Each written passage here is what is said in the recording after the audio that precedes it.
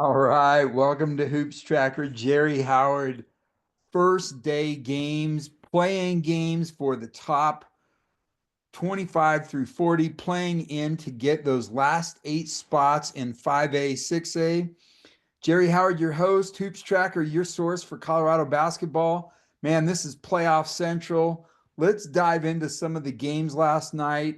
Phenomenal games, great games, exciting games, and we're going to just check out and see how each of the people in the leagues did, right? Centennial League, right? Everybody talks about the Centennial League being the toughest league in the state. They went 3-0 last night. Cherokee Trail beats Erie pretty handily, 63-47. First playoff win in 11 years, I believe.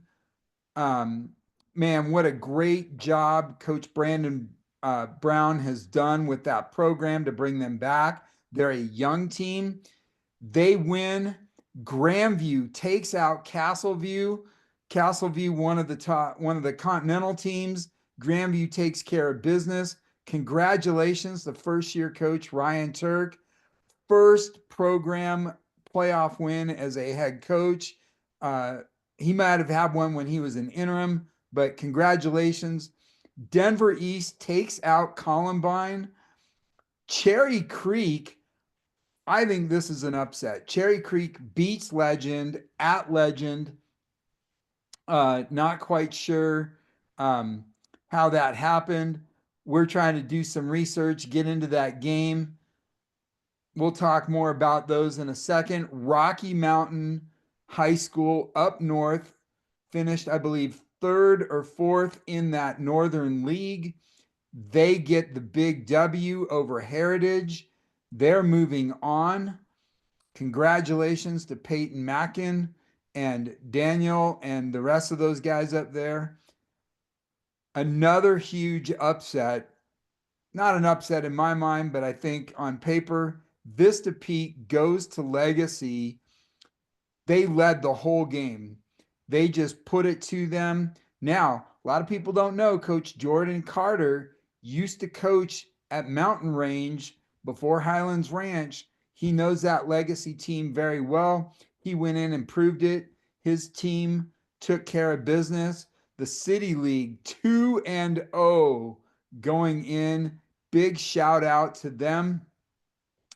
Loveland takes care of business against Pine Creek. Pine Creek's out, one of the Southern teams. And then Pueblo West goes into Boulder and puts it on Boulder. Now, Boulder is part of that Rocky Mountain New League. They won the title first time and probably since Riley Graybow was coaching at Boulder. And man, this Pueblo West team just put it on them. What a great league. Great wins. The CS Metro League goes 1-1. Centennial goes 3-0, right? You got Cherokee Trail, Grandview, Cherry Creek, all big wins. Denver East, Vista Peak, 2-0. The Northern League, Rocky Mountain and Loveland both win their games. And then the Jeffco Continental League, Jeffco loses a big one. Columbine loses. Continental League goes 0-3 on the first night. Really tough. Let's talk a little bit about that Cherry Creek Erie game that we were at. First of all, Jordan Mitchell has two monster dunks. Let's see if we can check one of them out here. Let's see. We just uploaded it right before the show, but he had two monster dunks. Not quite. Let's see. Maybe it's over here. Oh, here we go. Let's show the big monster dunk from Jordan Mitchell. This was awesome. I mean, it was huge. This put the cap on it. Coach Brown calls a timeout. All I have to say is that was amazing. All right, let's dive back in. Let's talk a little bit about that game. Jordan Mitchell had a monster fourth quarter in that game. I believe he scored 13 points, 10 of them in the second half. 2 of them were monster dunks. You saw one of them. Check them out. We posted them on Hoops Tracker on Instagram and Twitter. Vince, number 4, he also had 13 points, and 9 of them were in the fourth quarter. Big shout out to him. London had 8. Nathan Bach had 10. Jake, number 20, had 10 points also. Huge game for the Cherokee Trail program.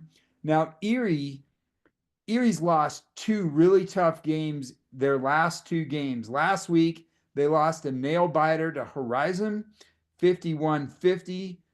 But they've got some young talent. Now, Erie, Gebhardt, who was their leading scorer, was shut down to 5 points. Now, these guards for Cherokee Trail, they smothered him. They played great defense. But there's 2 young players off this Erie team I want to highlight, Patrick Hahn and Garrett Owen. Garrett Owen has been crushing it for Erie the last several games. This young junior scored 15, played a great game. Patrick Hahn had 13. Patrick is a sophomore. The future is bright at Erie. It's just a tough one when you lose at home in that first round. Now, Cherokee Trail, they win. They get to go play Rangeview. Man, Friday night in Aurora at Rangeview, you got Cherokee Trail. You've got Rangeview, who's undefeated this season, the number 1 seed. They're going to go at it. It's going to be a great atmosphere to play in. We'll see how the Centennial League does against Rangeview. All right, those were our big notes from that game. All right, playing games at 5A. Golden squeaks by Pueblo South. Coach Shannon Lane comes up just short with her team, 50-53. Hats off to Golden.